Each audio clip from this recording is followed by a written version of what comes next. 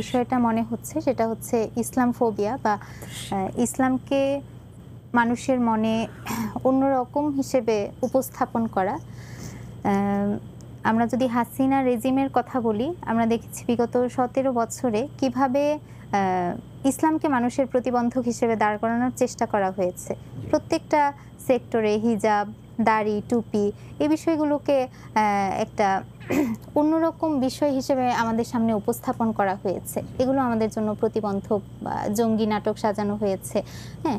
এবং ইসলাম থেকে মানুষকে দূরে সরানোর জন্য তারা পশ্চিমা কালচারটাকে এত বেশি অ্যাভেলেবেল করে দিয়েছে, যেটাকে আমরা সাংস্কৃতিক অগ্রাসন বলতে পারি।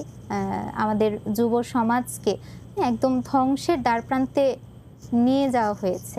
এর পেছনে একটাই কারণ, আমাদের দেশকে, আমাদের যুব সমাজকে ইসলাম থেকে দূরে রাখা। হ্যাঁ, মূলত হিজাবকে না, মূলত তারা ভয় পায় ইসলামকে। ইসলাম যদি প্রতিষ্ঠিত হয়, মানুষ যদি ইসলামকে ভালোবাসে, একসেপ্ট করে, তাহলে তারা এই জুলুমগুলো করতে পারবে না। তারা যেভাবে আত্মসাৎ করছে টাকা, বা তারা যেভাবে জুলুমের সাম্রাজ্য গড়ে তুলেছে, মানুষ যদি ইসলামকে গ্রহণ করে এবং একসেপ্ট করে, তাদের সাম্রাজ্য ভেঙে যাবে।